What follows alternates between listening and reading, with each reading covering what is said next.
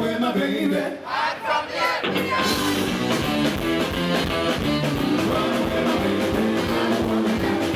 I'm in hot Baltimore, but we're loving it. It's a good place to be. It's the only place to be. That's my game face. Well, here we are in sunny Baltimore, and it is really sunny and hot. We've got a 2-hour race ahead of us, a lot of bumps, going to be a lot of action. The track, it's standard street course, pretty rough, kind of beats up the cars.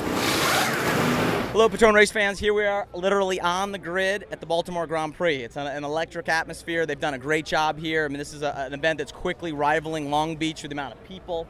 Just walking anywhere takes you almost an hour. So exciting for all of us. We've had a good weekend so far with the ESN Patrón P2 cars.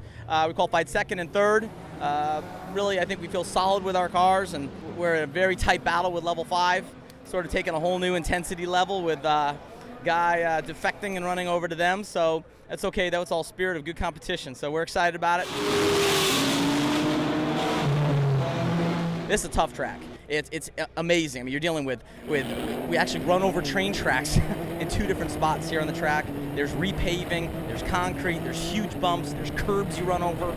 Amongst all that, traffic is horrible. It's really difficult, and if you get stuck in the wrong group, it can cost you huge time. There's a lot of variables going into the race, but it's our shortest race, a 2-hour race with 1 pit stop. So we're going to be rolling the dice. It's going to be a lot of fun.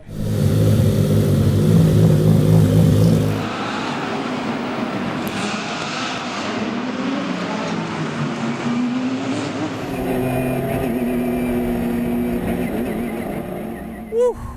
Everything I forecasted and more in the Baltimore Grand Prix. Crazy first start to the race. Anthony did a great job. He ended up, running into the back of, or hitting Scott Tucker when Scott Tucker slowed down because the car in front of him slowed down.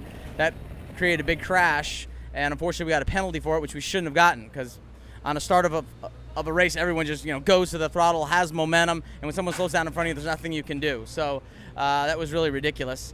But he did a good job. We got a penalty, but we were able to stay in the lead lap. He was able to do faster laps than Guy Cosmo and pull away from him, which I thought was great. Then the yellow, a really perfectly timed yellow came out.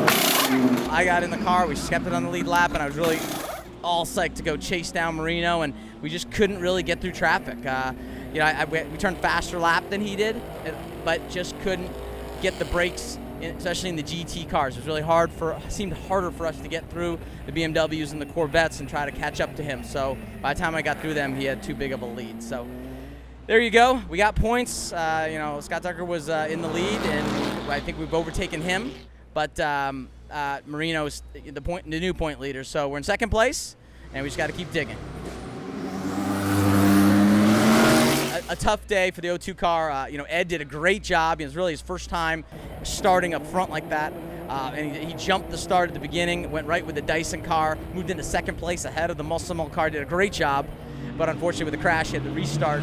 But still, he did a good job. He got taken out by a car. Basically a PC car got way over anxious, turned into him, hit Ed spun him out, and next thing you know, it broke the suspension. Someone ran into the back of him. Just from there, they spent a bunch of time in the pits. So it was really unfortunate for them, because they had a great weekend, and Ed drove really well, really got some laps here finally, and really likes the track. So the O2 car, they're going to have a breakout race somewhere here.